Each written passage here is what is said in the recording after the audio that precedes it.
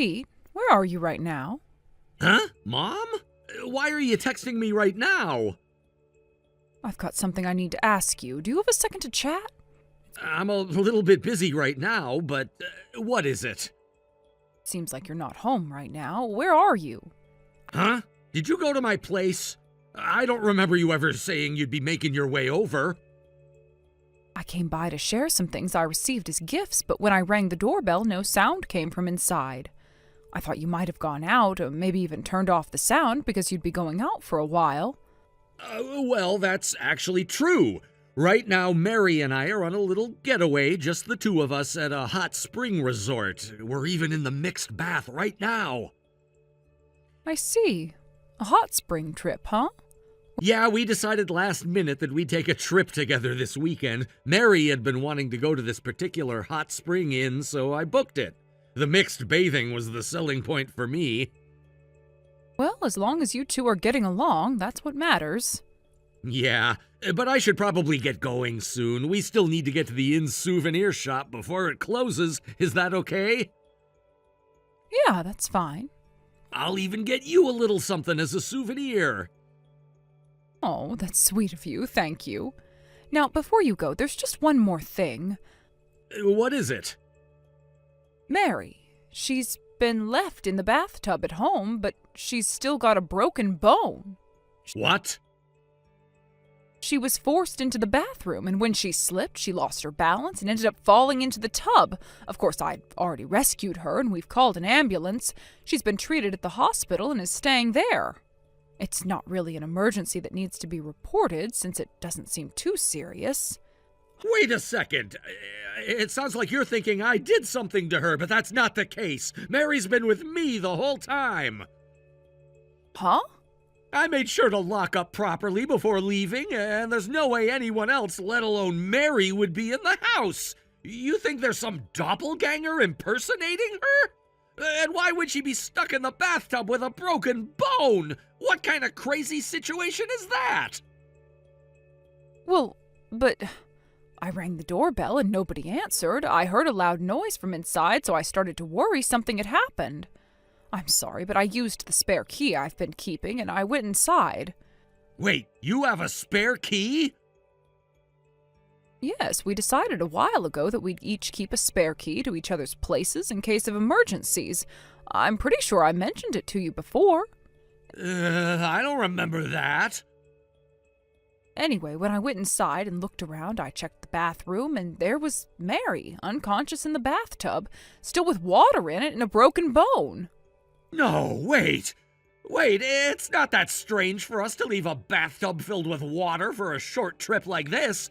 But again, I'm telling you, Mary is with me, and this is a picture we took before we got into the hot spring. The hotel staff took it for us.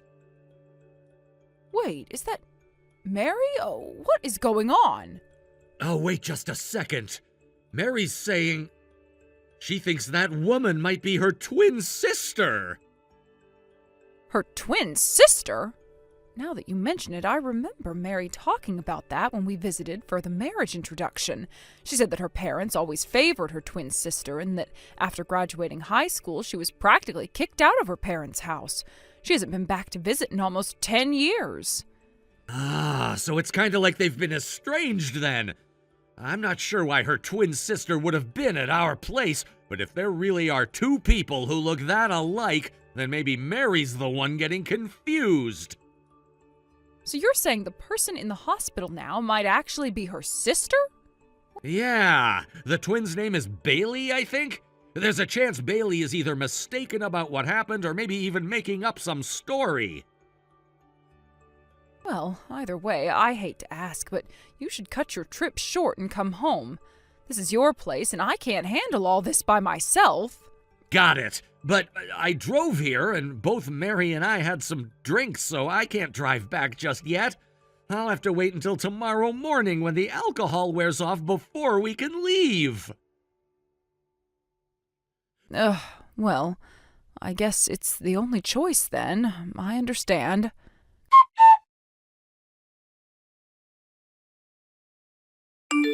Good morning, Mary. Can you use your smartphone? Yes, Laura. My aunt, who just arrived here, is going to help me input things for you, if that's okay. Oh, the one who cares about you the most out of all your relatives, right? Yes, that's her. Well, if that's the case, I don't mind at all. In fact, this is because of my foolish son, so it's good for someone who's helping you to know the situation. Then, if you don't mind, I'll take advantage of your kindness and proceed. First, thank you for preparing a temporary smartphone for me. As I mentioned yesterday, my own smartphone was taken away by Bailey. It's been a huge help. It's nothing. It's a prepaid phone, so it might be a bit inconvenient, but it's better than not having one at all. Yes, thank you very much. Now, please allow me to report the situation so far. Go ahead. First of all, as you suspected, my foolish son seems to have gone on a trip to the hot spring with Bailey. When I explained the situation here, he tried to cover it up by saying Mary was with me and it was Bailey who ended up in the hospital. I see, so that's what happened. He even sent me a picture of the two of them taken at the inn. But even if it was just by chance, knowing how to tell the two of you apart made it backfire on him. By sending that picture, he basically proved himself that it was Bailey who was with him on the trip. I never expected that casual conversation would actually be useful.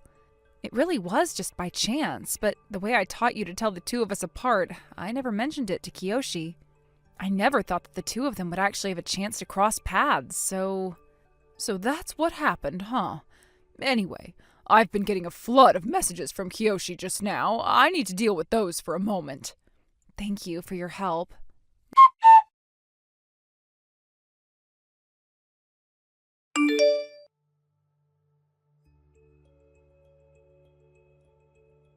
Mom! This is bad! What's wrong? Bailey was taken away! You've already made it back home, right? Yes! When I got home, I found a middle-aged couple waiting at the front door. They yelled at Bailey and slapped her, then just took her away. What's going on? Pete, don't you feel like what you're saying is a bit contradictory? Contradictory? Who was taken away by that couple waiting for you? Bailey! Who was it that went on the trip with you? Sorry, I got flustered and mixed up the names. Oh, I can't believe I made a mistake with my wife's name. I need to calm down and think straight. It was Mary who was taken away. Pete. Hey, what am I supposed to do? You need to realize that everything's already been figured out. Let me tell you something. I know how to tell Mary and Bailey apart. What? When you two had just gotten married, I happened to have the chance to learn it from Mary. She said it was something that Bailey herself probably didn't even realize. Not many people can tell the two apart using that method. She mentioned that. What's this method? I just tell them apart by their hairstyles and clothing preferences. When we were on the trip, I had Mary wear a wig to match her usual hairstyle so no one would catch on. You really think now is the right time to be telling me this? But still. I think by now you understand that the one rescued from the bathtub and hospitalized is Mary. Pete, it was Bailey who you took on the hot spring trip. No, the affair trip. Your relationship has been exposed, and the couple who took Bailey away were Mary and Bailey's parents. What? Those people are their parents? Why? Why are their parents suddenly involved? Recently, a company had been persistently offering us a deal, and when Mary realized that it was her father's company, she told me about it. Wait, seriously? At first, I didn't think it would be a reason to turn down the deal, but then the incident in the bathtub happened, and your affair with Bailey came to light. This is really bad, huh?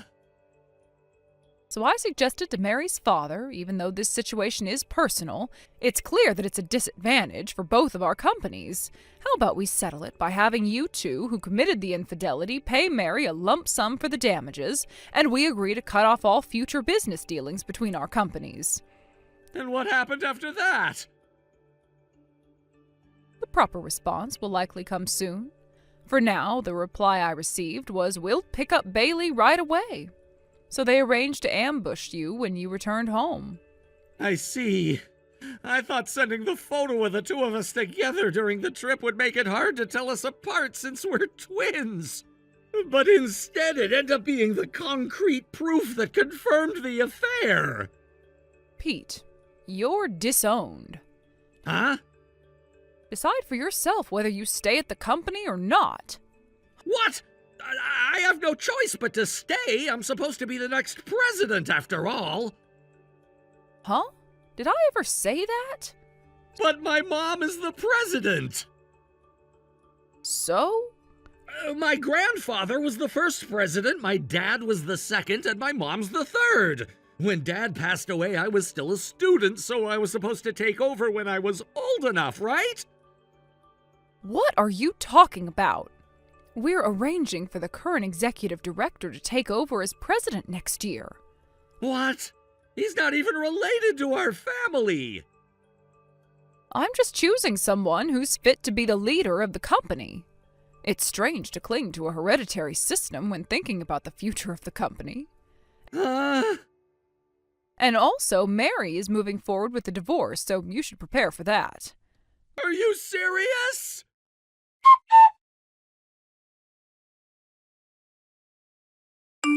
Mary, how are you feeling? I'm doing okay. It looks like I'll be able to leave the hospital in a few days. The doctors say that I'll still need crutches for a little while, but I should be able to get back to work by next month.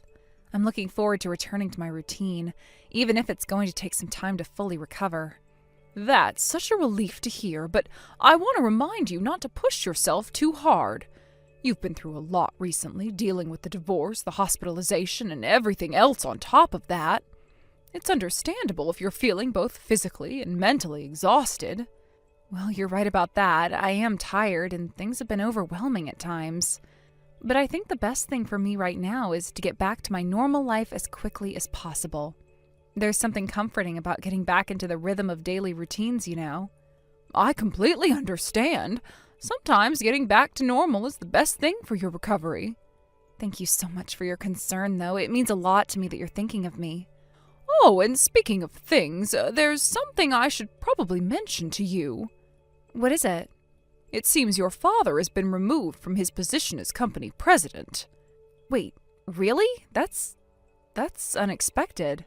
Yeah, it turns out that the business deal with us was a huge opportunity for the company, a make-or-break mission that would determine their future. However, when the president's daughter messed things up, the people in the company started demanding that he be held accountable. The situation ended with your father being removed from his role as president.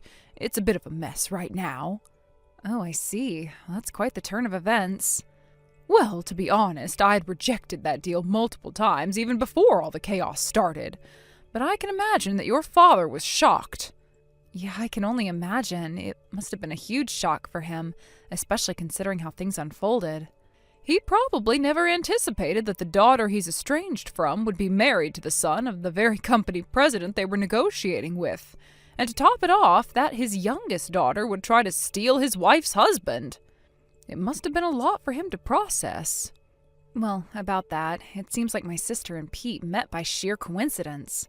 But as they spent more time together, Pete eventually revealed that he was the son of the company president and that his wife was my twin sister. At some point, my sister realized who he was, and knowing what had been going on, decided to invite Pete to join her. The misunderstanding where Pete was thought to be the next president was simply an error in judgment on their part. It wasn't intentional. And that's not just Pete's fault either. Honestly, where did we go wrong with how he was raised? I feel like I've caused you nothing but trouble, and I'm sorry. It's all been a mess, and I regret it. No, you don't have to apologize. It's not your fault. My family has caused you trouble, and I want to apologize for that. I know it hasn't been easy on you either. You know what? Once you're out of the hospital, how about we go out for a meal together? It doesn't matter that we're no longer mother-in-law and daughter-in-law, but the relationship we've built in the company is still important. I really don't want things to be awkward or tense between us. You're someone I've come to rely on, and I don't want to let anything damage that. Thank you. That really makes me happy to hear. I'm relieved that you're still willing to work together despite everything. I've always appreciated your support, and I look forward to continuing our professional relationship. Of course, and I'm sure we'll both be able to keep our personal and professional lives separate without letting anything interfere. I've always trusted you, and I hope we can move forward without any more complications." Yes, I agree. It's important for both of us to keep things civil and professional. I really appreciate that you're still willing to have this conversation despite everything that's happened. Absolutely. Life can throw so many unexpected challenges at us, but it's how we handle them that matters in the end. I'm glad we're able to speak so honestly about everything, and I'm confident we'll both come out of this stronger. I completely agree. I've learned a lot from this experience, and I know we both want what's best for the future. Let's continue to support each other moving forward. I'm glad we see eye to eye on this. Thank you for being understanding and willing to put everything behind us. I'm sure things will work out for the best. You're welcome. Let's move forward with positivity and focus on the future. I'm looking forward to continuing our work together. Likewise, thank you again for your understanding and for taking the time to speak with me. I really appreciate everything. Of course, it's the least I can do. Let's keep working together and make sure that everything gets back on track.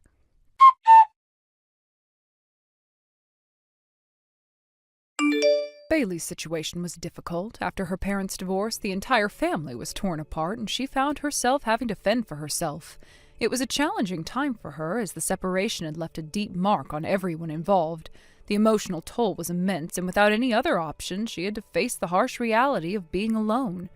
In order to survive, she had to look for ways to secure her living arrangements. The options available to her, however, were far from ideal. She sought out married men, hoping to find some form of financial stability, something that could get her through each day. Her decisions, however, didn't come without consequences. As it often happens in such situations, her actions led to yet another messy scandal, with accusations of misconduct and requests for compensation. It seemed as though each time she tried to secure a way of life, it only led to more problems and legal entanglements.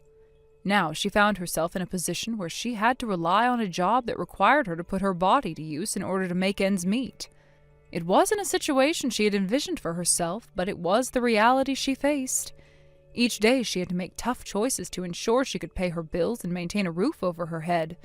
The cycle of seeking financial support from others only to face humiliation and new challenges was something she had become all too familiar with, yet, despite it all, Bailey kept pushing forward, finding a way to survive each day. Then there was my son, Pete.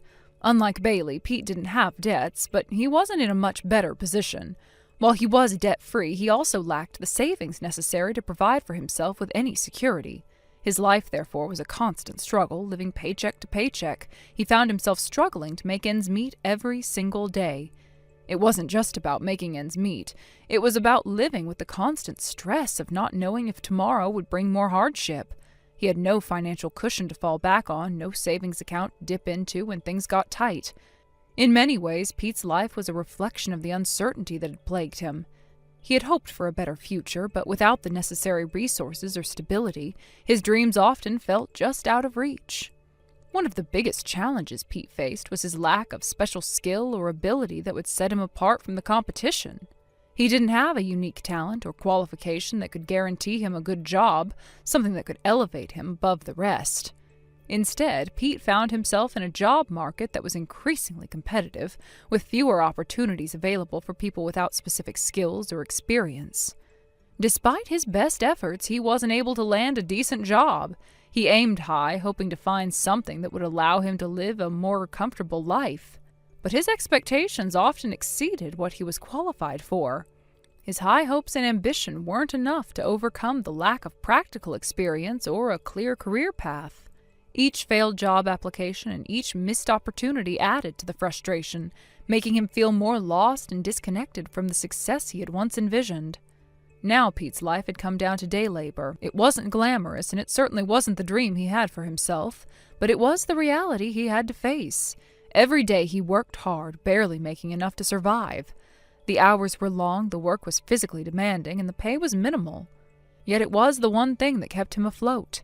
With each passing day, he pushed himself to keep going, to find a way to keep surviving. The stress of living paycheck to paycheck was unrelenting. It seemed as though no matter how hard he worked, there was always something that drained him. Whether it was the rising cost of living, the uncertainty of his future, or the constant pressure to do more with less. The struggles of both Bailey and Pete were a reminder of how quickly life could spiral out of control.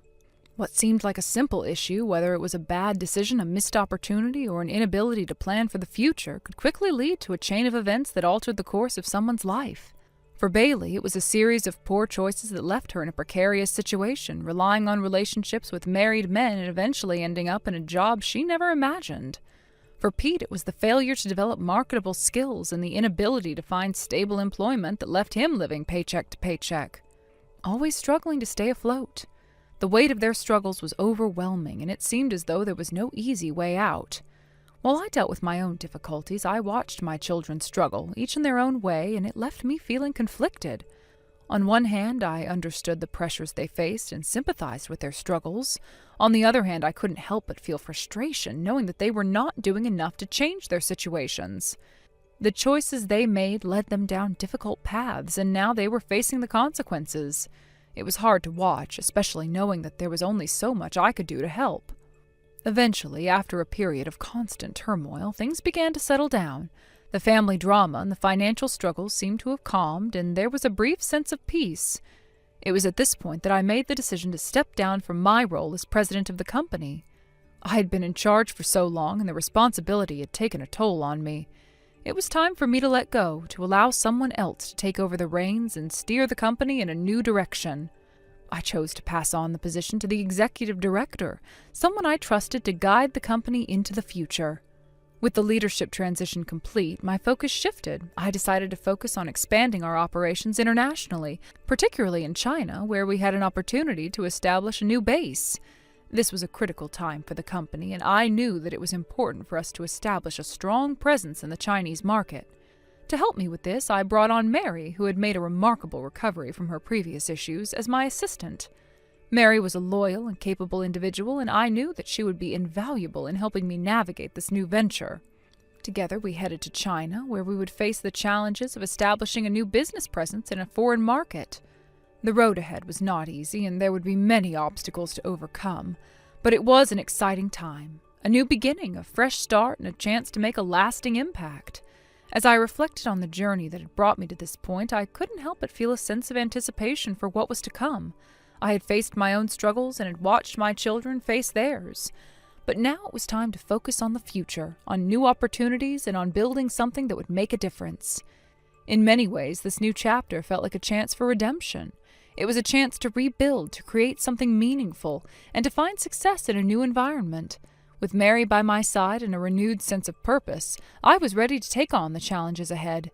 I knew it wouldn't be easy, but I was determined to make it work. After everything that had happened, I was ready to embrace the new opportunities that lay before me, knowing that this was my chance to make a fresh start. Thank you for watching. Please subscribe and hit the like button. See you next time.